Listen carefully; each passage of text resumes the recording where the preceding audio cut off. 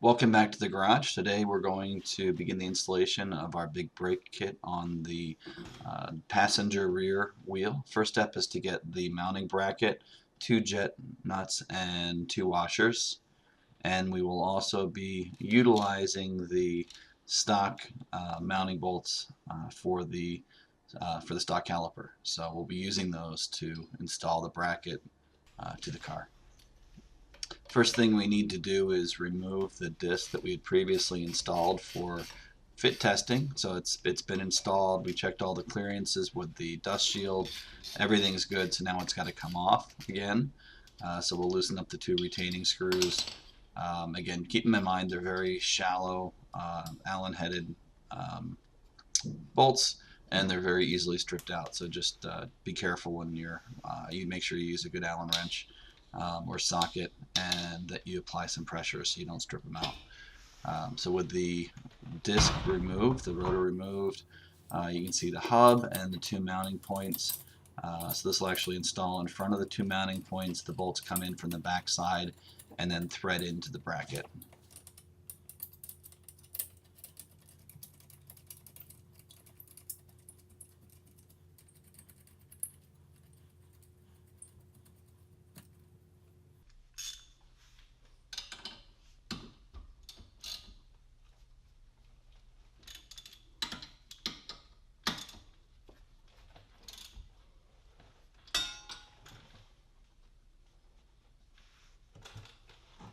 The mounting plate gets attached to the vehicle at 48 foot-pounds. That's the stock torque spec for the anchor plate for the stock calipers.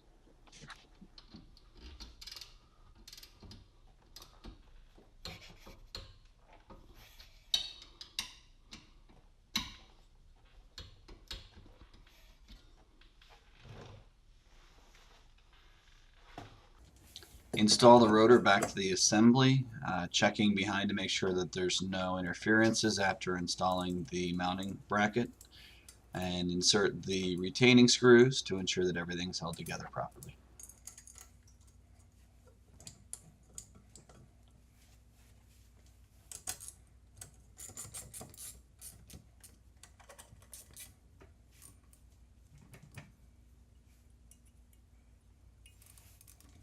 Torque the rotor retaining screws to 12 foot-pounds or 16 Newton meters, which is the stock setting.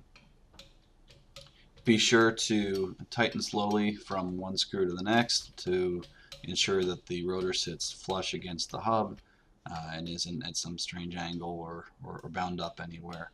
And then once everything is flush and tight, torque it down. The next step is to take the new calipers and make a test fit. It's marked with the side, right side. There's 2 screws that come out before installing it that allow access to the brake pads. So those will have to come out first. So we'll remove those off the vehicle and take off the cap or the lid that retains the brake pads.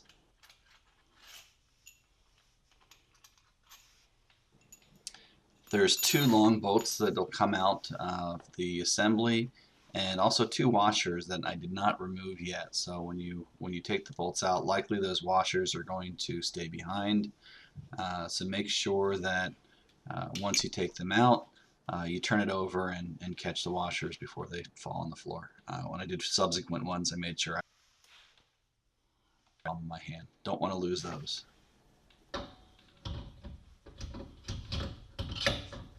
Install the caliper to the mounting bracket and get your 2 jet nuts and washers. Install the washers over the stud first and follow up by installing jet nuts.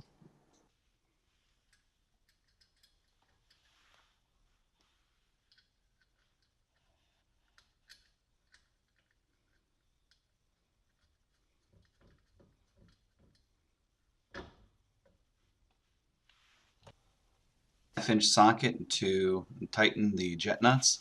I had inadvertently used a standard socket at first, which only allows you to go so far before the nut goes so far down in the stud you can't tighten it any longer. So yeah, that happens. So you want to actually use a deep socket when you do this, otherwise you're going to have problems. So you can at least tighten up both of them, get them started with a standard socket, but once you get started, switch over to a deep socket.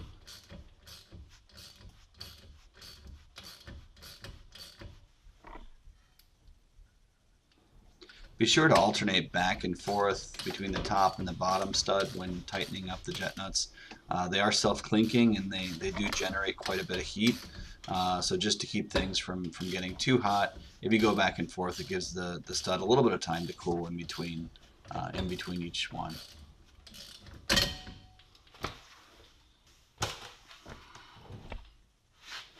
After reaching the limit of the standard socket, I did get a 1/2 inch deep socket to finish the installation.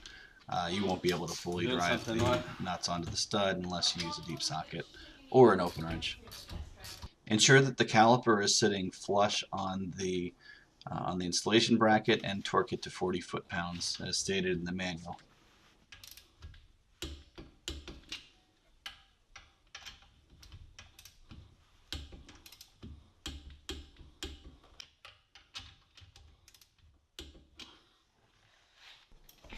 Now we're ready to install the brake pads. Be sure to check the proper orientation. Both pads are the same.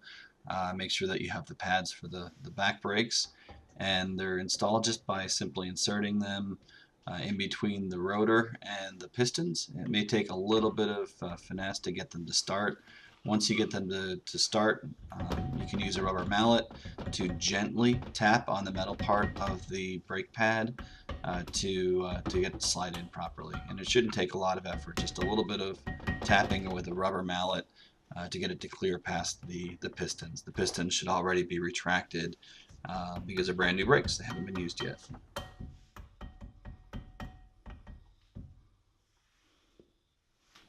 Finally, it's time to install the rotor bridge. Be sure to look at the orientation arrow that's marked on it to ensure that it's pointed in the direction of wheel spin when going forward.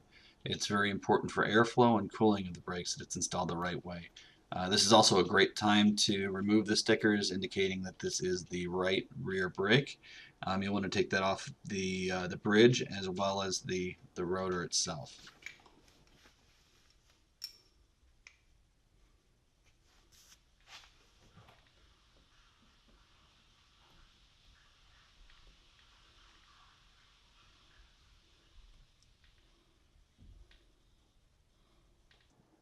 Finally, the bridge can be reinstalled. The rear brakes are not too difficult to install. Basically, just push the bridge back into place, hold it with your hand, make sure that you put the washer over the bridge bolts, and install them one by one. I didn't really need to play around with the sequence too much. I picked the bottom one first, and then applied a little bit of pressure on the top to get the hole to line up and installed the top one. But all in all, very easy.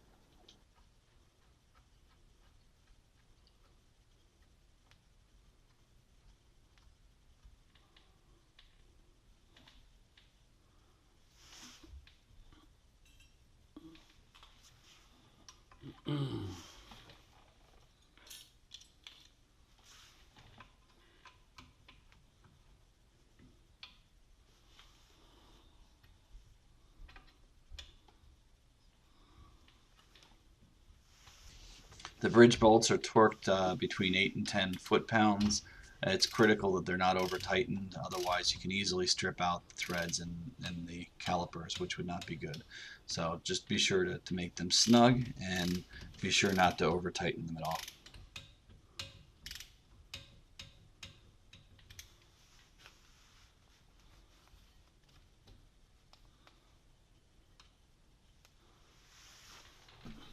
With the caliper and rotor installed, it's smart to take your tires and wheels that you plan on using and install them temporarily to make sure that there's proper clearance. Some wheel combinations will require spacers, and the stock wheels in this case do not, which is great. But you want to make sure if you have winter and summer wheels that you check both. So after checking the summer wheels with the worn out tires, I take my winter tires and try them as well to make sure that there's no issues there either.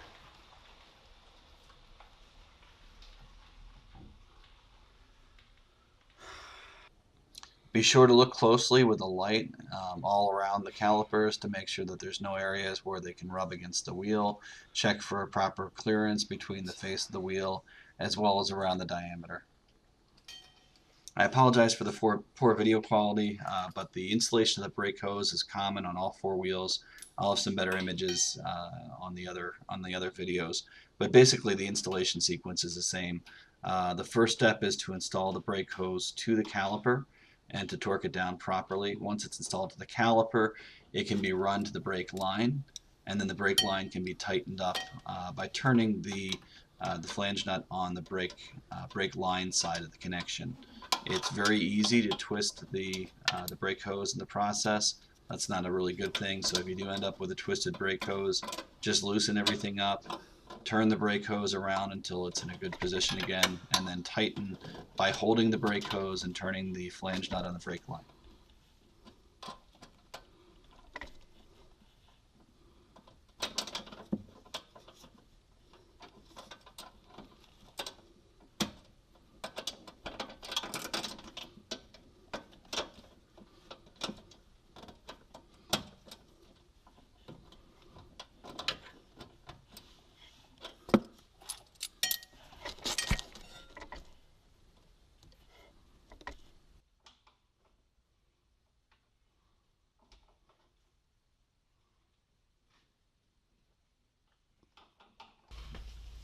With the brake hose installed, the final step is to take the wear sensor and to bundle it up somewhere safe out of the way where it won't get damaged during the actuation of the suspension. So just take it, use the wire ties that are provided with the kit, and bundle it up on the arm or whatever you can find is the best place. Be sure to trim off the ends of the wire ties so they're not flopping around inside there. And that's it. We'll continue with the front brakes next. Thanks a lot. Bye.